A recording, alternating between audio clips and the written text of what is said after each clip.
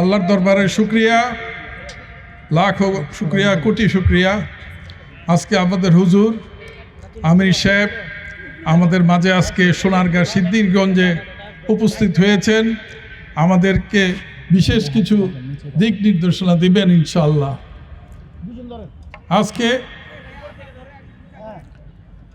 আজকে সিদ্ধিরগঞ্জ এবং সোনারগাঁর জন্য একটি ঐতিহাসিক দিন।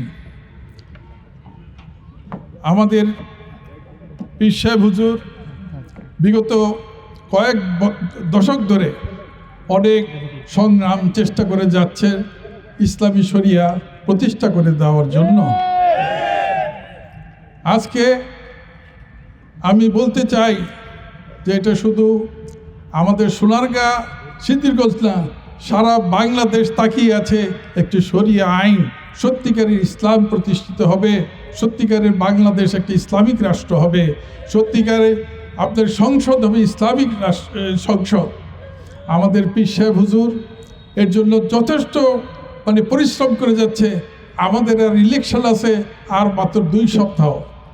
আর হুজুর যদি আজকে 15, 20, 30 বছর ধরে এই চেষ্টা করে যেতে পারেন, আমরা আসুন না আমরা এই 2 সপ্তাহ একটু মেহনত একটু বেশি বাড়ে, একটু দিন রাত 24 ঘন্টা ইসলামের খাতিরে একটু আমরা ব্যয় করি। ইনশাল্লাহ আল্লাহ আমাদের কামিয়াব করবে ইনশাল্লাহ। আপনার সিদ্ধিরগঞ্জের অনেক সমস্যা, সোনারগাঁয়ে অনেক সমস্যা দিয়েছেন তো গত 30 বছরে অনেক নেতা আপনারা দেখেছেন। সিদ্ধিরগঞ্জ সে অবহেলিত হয়েছে। সোনারগাঁ যদিও ঢাকার ভিতরে এখনও কিন্তু কোনো সুযোগ সুবিধা নাই, আছে দুর্নীতি, চাঁদাবাজি, মাদক আর সন্ত্রাস। সিদ্ধিরগঞ্জে একই অবস্থা। কোনো মানুষ এখানে আর ইন্ডাস্ট্রি করতে চায় না। এখানকার সব লোক আস্তে আস্তে ইন্ডাস্ট্রি বন্ধ করে দিয়েছে। আপনার সিনা টেক্সটাইলের মালিকের সাথে কথা হয়েছে, যেখানে এক সময় 72,000 লোক কাজ করতো। উনি বললো যে ভাই আমি বিরক্ত হয়ে বন্ধ করে দিছি, এত চাঁদাবাজি, এত সন্ত্রাস, এই দিয়ে আপনার ফ্যাক্টরি চালানো যায় না। আদমজিতে একই এক বিদেশি আপনার ইনভেস্টার একই কথা বললেন। আপনার সোনারগাঁ আজকে হতে পারত একটি সমৃদ্ধশীল একটা শিল্প অঞ্চল, কিন্তু আজকে দেখেন আমরা সেই ঢাকার ভিতরে থেকেও আমরা অনেক কিছু থেকে বঞ্চিত।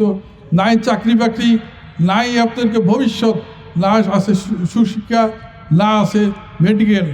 তো আসুন এইবার আমরা সবাই একত্র মিলে ইসলামী রাষ্ট্র প্রতিষ্ঠা করার জন্য একটু ভাই মেহনত করি। আজকে ইমাম সাহেব আপনাদেরকে জুম্মাতে আপনাদেরকে খুতবা দিচ্ছিলেন যে ভোটটা হচ্ছে একটা আমানত। আপনি যাকে ভোট দিবেন, যদি ভালো মানুষের পিছিয়ে ভোট দেন, পরকালে ইনশাল্লাহ এটার কিছু আপনি পাবেন। কিন্তু যদি খারাপ লোককে আপনি ভোট দেন, তার খারাপের জন্য কিন্তু আপনার পরকালে আপনার জবাবদিহি করতে হবে। তাই আপনারা সবাই এই আমাদের যারা ক্যান্ডিডেট সবাইকে কম বেশি চিনেন। ইনশাল্লাহ আপনারা আমানত হিসাবে এবং ইমানদার হিসাবে আমাদের চল বলাই হুজুরের আপনার নির্দেশনা মেনে ইনশাল্লাহ আশা করি আপনারা এই হাত পাকা মার্কায় ভোট দেবেন ইনশাল্লাহ। আমি বলতে চাই পীর সাহেব হুজুরকে, ইনশাল্লাহ সোনারগাঁ সিদ্ধিরগঞ্জবাসী আমরা যারা ভাই বোনেরা আছি, আমরা ইনশাল্লাহ আপনার এই আসলটা আপনাকে আমরা উপহার দিতে পারবো ইনশাল্লাহ।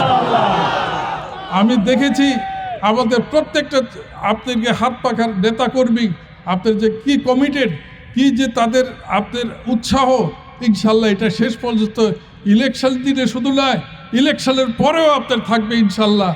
আপনি হুজুর দেখবেন এই সোনারগাঁ সিদ্ধিরগঞ্জ আপনার শুধু ঘাঁটি হবে না, আপনার হেডকোয়ার্টারের মতো অবস্থা ইনশাল্লাহ আমরা উপহার দেব ইনশাল্লাহ।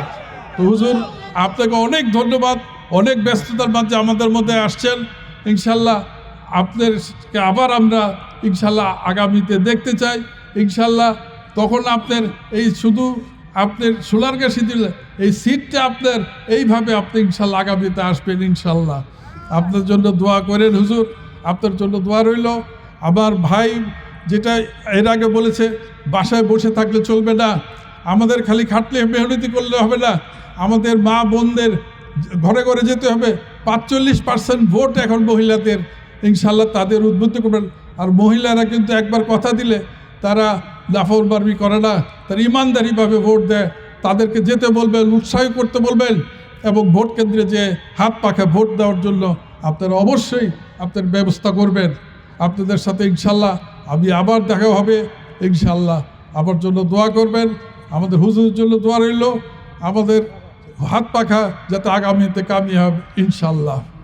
ধন্যবাদ, আল্লাহ হাফিজ।